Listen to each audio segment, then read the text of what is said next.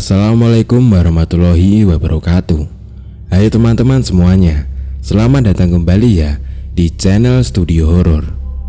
Studio Horor kali ini akan menceritakan tentang sebuah kisah cerita seram apartemen Jakarta. Cerita misteri kali ini bersumber dari @bristory. Lalu bagaimana kengerian dari kisah kali ini? Mari kita simak kisah ini bersama-sama. Jakarta banyak terselip kisah seram, entah itu di kantor atau tempat tinggal. Salah satu bentuk tempat tinggal adalah apartemen. Sama seperti tempat lain, banyak apartemen yang punya cerita seram. Salah satu teman akan menceritakan kisahnya. Pintu kamar sengaja aku buka supaya tetap bisa melihat ke ruang tengah, jadi imajinasi nggak melayang kemana-mana. Namun tetap saja susah untuk tidur. Terkadang mata sudah terpejam, tetapi aku malah merasa seperti ada yang sedang berdiri memperhatikan. Was-was jadinya. Awalnya aku pikir mungkin itu hanya perasaan saja. Awalnya begitu. Sebegitu heningnya, suara sekecil apapun jadi jelas terdengar, terutama langkah kaki orang di lorong depan. Ya, langkah kaki. Sering kali aku mendengar suara orang yang sedang melangkah di lorong pada saat tengah malam. Wajar? Ya, memang wajar. Karena kemungkinan besar itu adalah penghuni lain. Tetapi ada suara langkah yang sangat khas. Sampai-sampai aku hafal kalau langkah kaki itu sedang muncul terdengar. Ditambah lagi karena suaranya selalu seperti berhenti tepat di depan pintu apartemenku. Awalnya aku nggak terlalu memikirkan, karena mungkin saja itu adalah penghuni apartemen yang letaknya tepat di depan. Jadi kedengaran selalu berhenti di depan pintuku. Itu adalah awalnya. Akan tetapi lama-kelamaan aku pun jadi penasaran. Setelah beberapa kali mendengar suara itu lagi, dan selalu saja langkahnya berhenti di depan pintu, selalu saja seperti itu. 1 bulan sebelumnya. Udah, kamu tinggal bawa badan sama baju aja. Semuanya udah lengkap. Untuk sementara, sampai kamu dapat tempat tinggal sendiri, ya gak apa-apa. Kayak sama siapa aja sih kamu. Gia bilang begitu di antara percakapan telepon kami. Aku Ratri, wanita asal Bali, usia 29 tahun. Aku bekerja di salah satu fashion company ternama di Jakarta. Jadi, di tahun 2019 yang lalu, aku mendapat tawaran kerja sebagai junior designer di salah satu perusahaan ternama yang bergerak di bidang fashion. Aku yang kata orang sangat berbakat dan juga mempunyai passion tinggi di bidang fashion design, tentu saja sangat tertarik dengan penawaran itu. Nggak sampai harus berpikir beberapa kali, aku langsung mengiyakan tawaran itu. Aku terima pekerjaan itu, memutuskan untuk merantau ke Jakarta, mengubah garis nasib dan jalan hidup. Tetapi ya tentu saja bukan tanpa kendala. Aku yang berasal dari luar Jakarta ini harus mencari tempat tinggal. Sama sekali nggak ada keluarga dan saudara dekat yang tinggal di ibu kota. Makanya harus mencari tempat tinggal sendiri. Untungnya aku punya beberapa teman di Jakarta. Dari beberapa teman itu, aku memilih Gia untuk aku hubungi. Gia ini sudah menjadi teman baik ketika kami sama-sama kuliah di Malang. Setelah lulus, kami lalu mudik ke daerah masing-masing. Aku ke Bali, sementara Gia kembali ke Jakarta. Gia sangat senang ketika aku memberitahu kalau diterima kerja di salah satu fashion design ternama. "Wah, gila kamu ya Tri, desainer keren itu. Congrats ya, seneng banget aku dengernya." Begitu Gia bilang dengan gaya khasnya.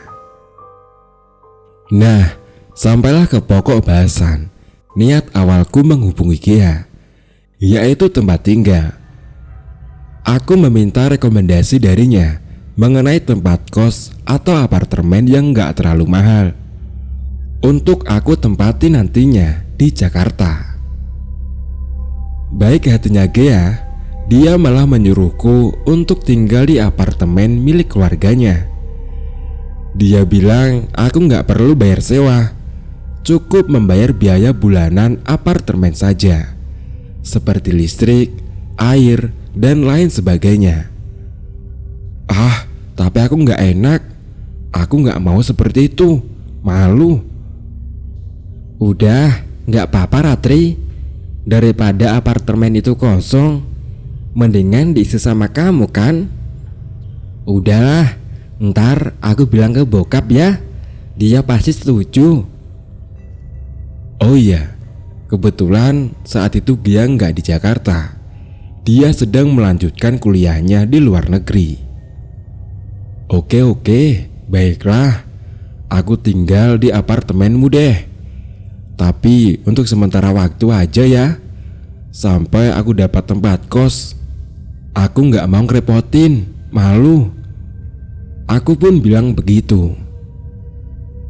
Ratri, nggak sementara juga nggak apa-apa kok. Kan bokap aku juga udah kenal sama kamu kan? Tenang aja. Ya sudah, percakapan telepon selesai ketika aku akhirnya setuju untuk tinggal di apartemen milik Gia. Niatku sih nggak berubah, tinggal di situ untuk sementara sampai aku menemukan tempat tinggal sendiri, entah itu kos atau apartemen lain. Begitulah, di akhir pembicaraan dia juga bilang, nanti kalau sudah sampai di Jakarta, aku bisa menemui adiknya di rumahnya untuk mengantarkan aku ke apartemennya. Nah, singkat cerita, aku sudah sampai di Jakarta.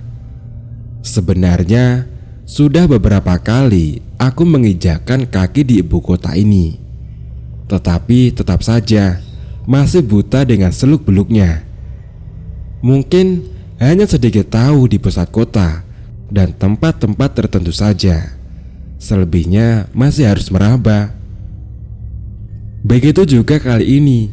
Pada suatu hari Minggu di awal 2019, aku sekali lagi ada di Jakarta. Tiba di bandara jam 2 siang. Aku pun langsung menuju ke Kebayoran Baru, di mana rumah keluarga Gia berada. Rencananya dari rumah Gia aku akan diantar oleh Dio, adik Gia, untuk menuju apartemen di Bilangan Kalibata, Jakarta Selatan. Katanya kalau hari Minggu jalanan Jakarta lebih lenggang dari hari biasanya. Wah, memang benar sih. Sepanjang jalan dari bandara, aku hanya sedikit melewati kepadatan kendaraan. Kata Pak supir taksi juga sama. Itu termasuk lenggang untuk ukuran Jakarta. Tapi ya tetap saja, aku yang terbiasa hidup di Bali, banyaknya kendaraan yang ada termasuk padat sekali buatku. Riuhnya tetap saja membuat sakit kepala. Singkat cerita, akhirnya aku sampai juga di rumah Gia. Keluarga Gia menurutku termasuk keluarga kaya raya. Sejak kuliah dulu juga, Gia sudah kelihatan kalau datang dari keluarga kaya. Rumah yang di Kebayoran ini pun sungguh sangat besar, bertingkat dengan halaman luas. Mobil berbaris memenuhi garasi. Beberapa di antaranya terbilang kendaraan mewah. Mbak Ratri, apa kabar? Dia menyambutku dengan ramah ketika muncul dari dalam rumah. Selanjutnya kami berbincang sebentar. Dio ini gak terlalu jauh umurnya denganku. Sebelumnya juga kami sudah pernah beberapa kali bertemu, jadi sudah cukup akrab, gak kaku lagi. Nah, kebetulan juga waktu itu orang tua Gia juga sedang gak ada. Jadi aku gak lama-lama di situ. Setelah cukup berbincang dan melepas lelah, kami pun berangkat menuju apartemen. Jauh tempatnya dari sini, Dio?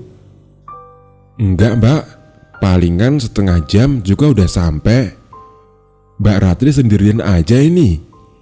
Aku kira bawa adik atau siapa gitu. Enggak lah, sendiri aja. Lagi pula aku kesini kan mau kerja, bukan jalan-jalan. Oh gitu, ya nggak apa-apa sih. Aku lihat juga kalau Mbak Ratri ini pemberani. Hahaha, Dio biasa aja ya. Harus pemberani lah. Namanya juga anak rantau kan. Iya Mbak, pokoknya nanti ya, kalau ada perlu apa-apa jangan sungkan telepon aku ya. Sebisa mungkin pasti aku bantu. Tengah malam sekalipun. Jangan sungkan ya Mbak. Iya Dio, terima kasih ya.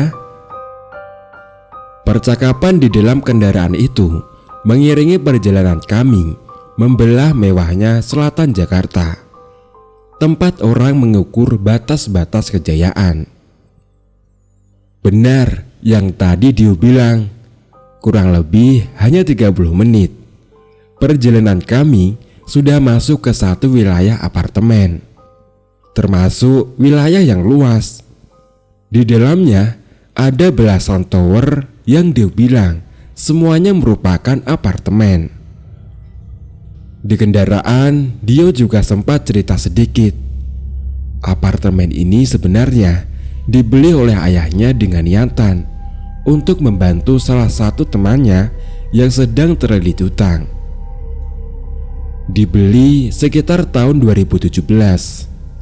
Tetapi sejak itu mereka belum pernah menempatinya, hanya sesekali saja. Itu pun bisa dihitung dengan jari. Selebihnya ia dibiarkan kosong atau digunakan kalau ada keluarga dari luar kota yang datang berkunjung. Tetapi Dio lagi-lagi menegaskan kalau apartemen ini lebih banyak kosongnya. Kemudian Dio memarkirkan kendaraannya di dekat salah satu tower yang jaraknya nggak terlalu jauh dari pintu masuk. Sebelumnya, aku sudah mencari info mengenai apartemen ini di internet. Cuma ingin tahu bentukannya, lingkungannya, dan suasananya. Sebenarnya banyak info negatif mengenai kompleks apartemen ini, tetapi nggak sedikit pula info positifnya. Begitu juga ketika aku sudah sampai di sini, yang aku lihat malah nggak sejelek apa yang aku baca di internet. Lingkungannya bersih dan bagus. Menurutku cukup nyaman. Oh, kalau yang gitu-gitu mungkin di tower lain, Mbak. Aku kurang tahu soalnya. Tapi kalau di tower ini sih aman kok.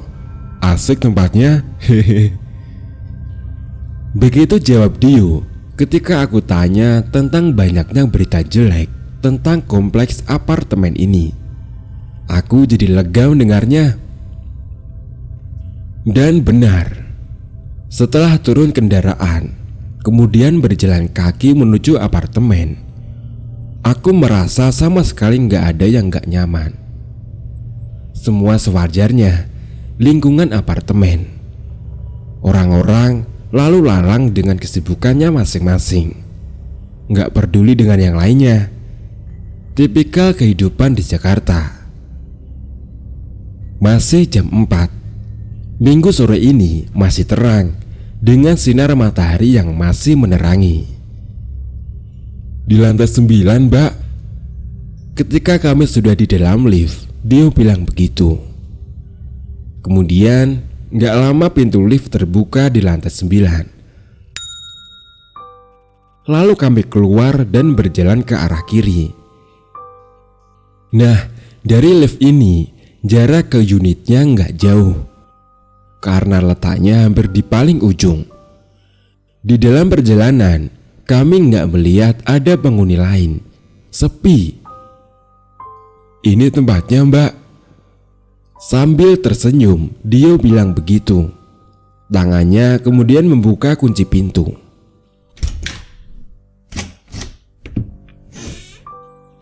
Wah, besar juga ya, Dio, ucapku ketika kami sudah di dalam. Lumayan, Mbak, jawabnya. Apartemen ini punya 2 kamar tidur. Satu kamar yang ukurannya kecil, punya 1 kamar mandi yang ukurannya juga cukup besar, dan juga punya ruang tengah yang besar juga. Aduh, ini sih terlalu besar buat aku. Makanya tadi aku nanya, Mbak, kok Mbak Ratri sendirian aja? Sumringah Dio bilang begitu. Oh iya, furnitur di dalamnya juga terbilang mewah. TV layar besar, isi dapur lengkap dengan peralatannya. Pokoknya benar yang dia bilang, aku tinggal bawa pakaian saja. Tetapi ya itu tadi, menurutku apartemen ini terlalu besar dan mewah buat aku. Tetapi ya sudahlah, nggak apa. Toh hanya untuk sementara, sampai aku mendapatkan tempat lain yang lebih kecil. Aku dan Dio berbincang sebentar sambil dia menjelaskan tata cara tinggal di apartemen ini. Tetapi aku mulai merasakan keanehan. Dio seperti ingin menggarisbawahi kalimat. Jangan sungkan ya, Mbak, untuk telepon aku kalau ada apa-apa ya, Mbak. Beberapa kali dia ngomong begitu, entah kenapa. Iya, Dio, aku telepon kamu kalau ada urgent ya, jawabku selalu. Sampai akhirnya sekitar jam 5 Dio pamit pulang. Aku hanya mengantarkannya sampai di depan pintu. Kalau ada apa-apa, telepon aku ya, Mbak. Jangan sungkan. Sekali lagi, Dio bilang begitu sebelum pergi. Iya, Dio. Terima kasih banyak ya. Salam buat papa mama. Setelah itu, Dio pamit pulang. Tinggallah aku sendiri di apartemen besar ini. Jam 9 malam. Sambil ditemani minuman dingin, aku memandang keluar jendela, menikmati pemandangan. Walau letak apartemen gak terlalu tinggi, tetapi masih cukup indah city light yang kelihatan. Sebelumnya gak memakan waktu lama buatku untuk unpack dan merapihkan barang bawaan, karena yang aku bawa juga gak terlalu banyak. Jadinya bisa langsung istirahat, menikmati suasana apartemen ini. Tetapi sekitar jam 10, aku baru ingat kalau ada beberapa barang keperluan yang harus aku beli. Makanya berniat untuk turun saat itu. Karena tadi aku lihat juga ada minimarket di dekat parkiran. Ya, hampir jam 10 malam aku turun saat itu. Sesampainya di bawah, aku bersyukur kalau ternyata minimarketnya masih buka. Lantas aku buru-buru masuk dan mencari barang perlengkapan yang aku butuhkan. Gak lama, ketika sudah selesai, aku langsung keluar minimarket.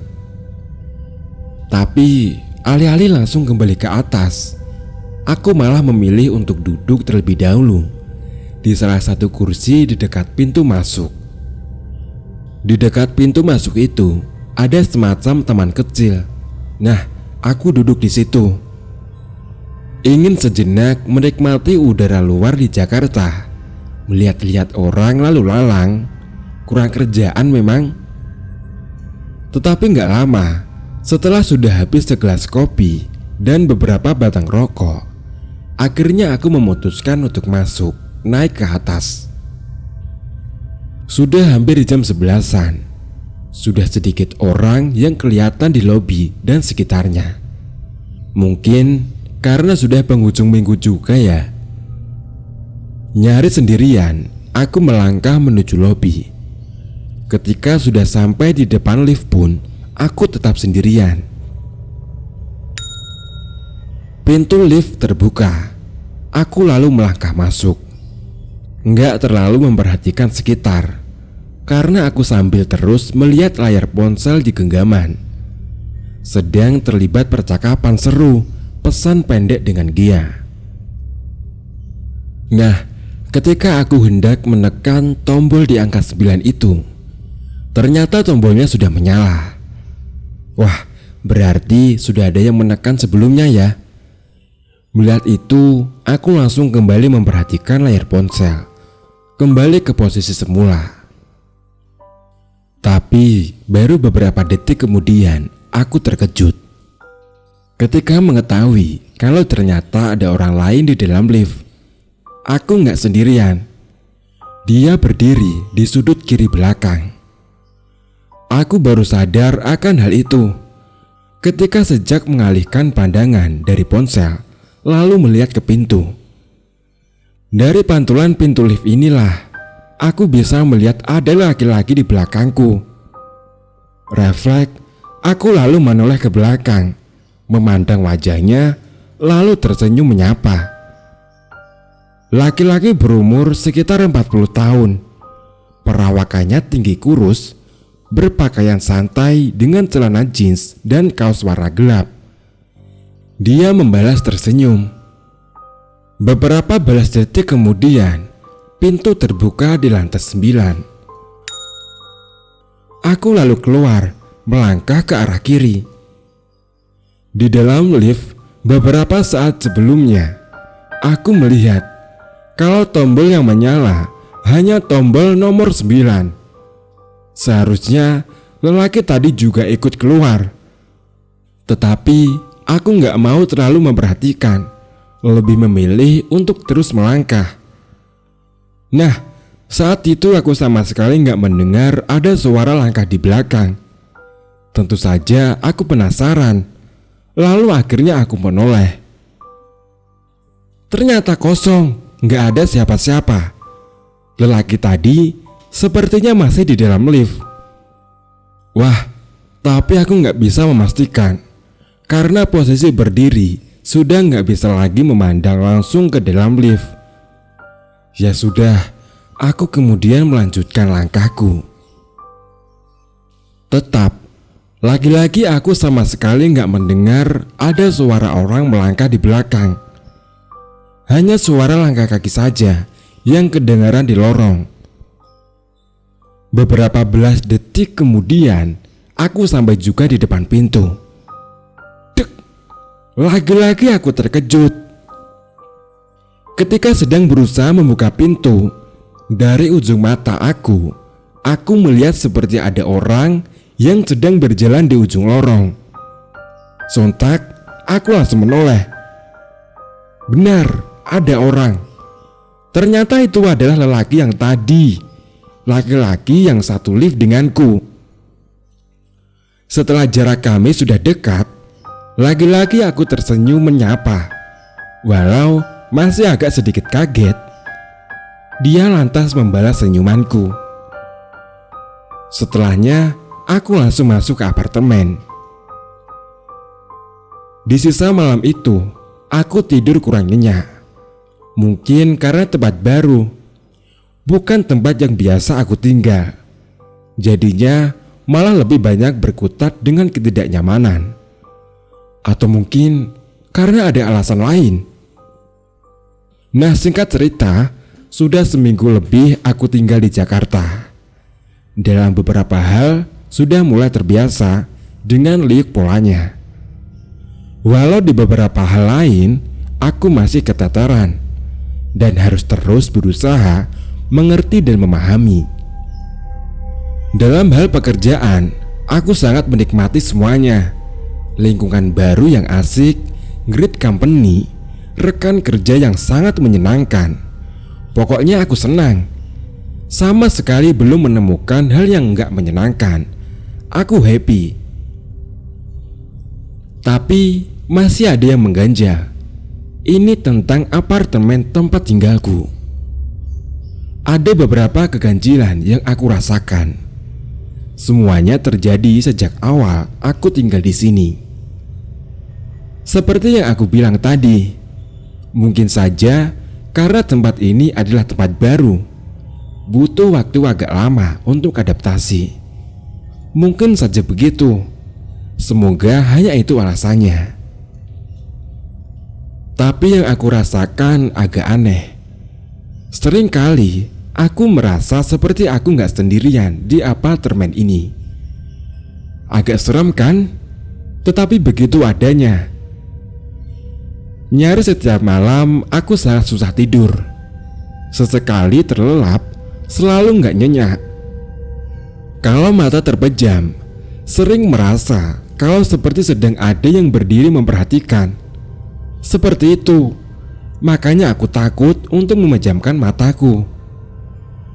Lampu ruang tengah selalu aku biarkan menyala terang, siang ataupun malam. Pada malam hari, ketika sudah di tempat tidur, pintu kamar selalu aku biarkan terbuka, supaya ruang tengah bisa tetap terlihat. Imajinasiku jadi nggak kemana-mana saat itu. Kalau sudah tengah malam, suasana sangat hening. Jadinya suara sekecil apapun jadi jelas terdengar, terutama langkah kaki orang berjalan di lorong depan. Iya, langkah kaki. Beberapa kali aku mendengar suara orang sedang melangkah di lorong pada saat tengah malam.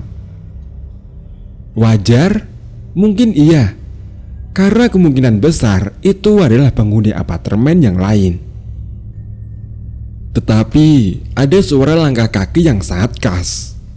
Sampai-sampai aku hafal kalau langkah kaki ini sedang muncul terdengar. Ditambah juga karena langkahnya selalu seperti berhenti tepat di depan pintu apartemenku. Tapi awalnya aku nggak terlalu memikirkan, karena mungkin saja itu adalah penghuni apartemen yang letaknya tepat persis di depan. Jadi kedengaran selalu berhenti di depan pintu. Itu awalnya. Tetapi lama-kelamaan aku menjadi penasaran. Setelah beberapa kali aku mendengar suara itu lagi, dan selalu saja langkahnya berhenti tepat di depan pintu. Selasa malam. Seharian ini aku diajar dengan kegiatan yang sangat melelahkan. Hari yang cukup menantang. Tapi syukurlah akhirnya bisa terlewati. Ditemani segelas minuman dingin, sampai hampir jam 11 aku masih duduk menonton TV di ruang tengah. Melepas lelah, menenangkan pikiran. Lelahnya masih terasa karena baru saja jam 9 aku sampai di apartemen. Seperti biasa, aku sendirian, sepi, ditemani kekosongan ruangan. Hening suasana terasa sangat hening, walau suara TV memonopoli. Mungkin karena sudah terlalu lelah, beberapa kali aku tertidur di atas sofa ruang tengah ini, tapi kemudian terkesiap terjaga lagi. Sampai akhirnya sekitar jam setengah 12 malam, tiba-tiba hening, sepi, nggak lagi mendominasi. Ada suara yang akhirnya memecah sunyi. Ada langkah kaki. Terdengar ada suara orang yang sedang berjalan di lorong.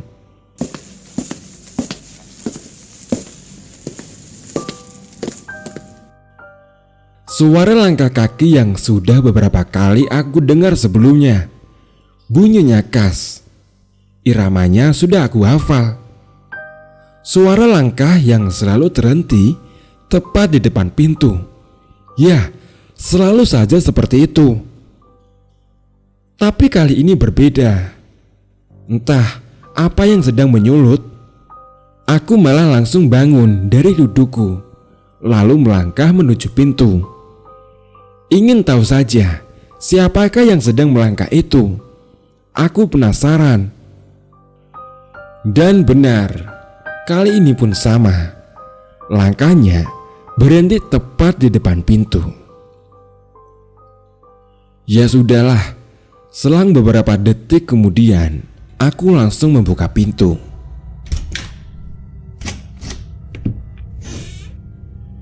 Kosong. Depan pintu nggak ada siapa-siapa. Celingak-celinguk, aku melihat ke arah lorong. Sama sekali nggak ada orang. Nggak ada pintu apartemen lain yang terbuka juga. Siapa sih tadi yang jalan itu? Aku bergumam sendiri. Namun tiba-tiba aku merasakan ada hembusan angin menerpa wajah dan tubuhku. Angin ini seperti berembus dari lorong lalu masuk ke dalam apartemen. Saat itu tiba-tiba aku merinding. Tentu saja aku lalu langsung menutup pintu. Di dalam apartemen aku merasa ada yang aneh. Hawanya saat itu beda banget. Ya sudahlah. Aku langsung mematikan TV lalu masuk kamar. Namun tetap pintu aku biarkan terbuka. Di dalam kamar, aku merebahkan diri di tempat tidur.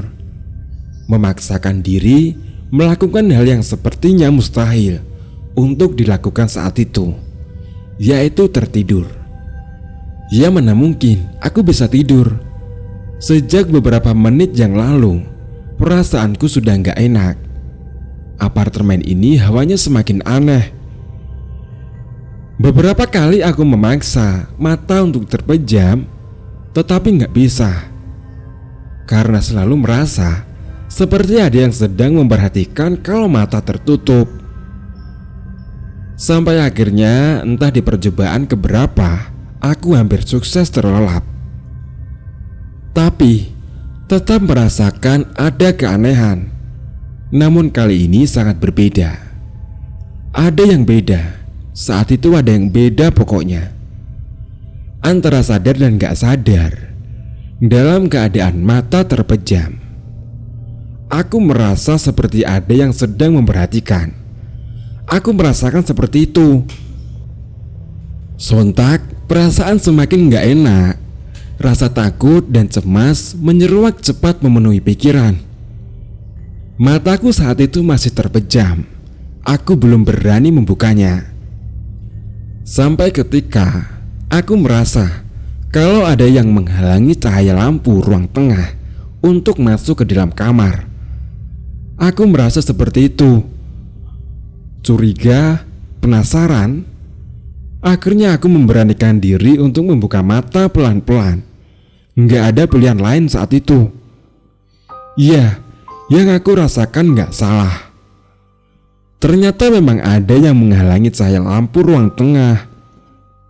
Ada sosok yang sedang berdiri di pintu kamar. Dia berdiri tepat di pintu. Diam memperhatikan aku yang tengah berbaring. Aku seperti mati. Tubuh gak bisa digerakkan. Lemah, lunglai dan ketakutan. Siapa dia? Aku juga gak tahu. Karena wajahnya gelap, tertutup cahaya dari belakang. Tetapi beberapa belas detik kemudian, aku pelan-pelan tersadar kalau sosok ini tampilan fisiknya mirip dengan laki-laki yang pernah aku temui di dalam lift ketika baru saja datang tempo hari. Ya, aku yakin itu dia. Terus saja dia seperti itu. Dia berdiri di pintu. Dia memperhatikan, sementara aku tetap terkunci ketakutan.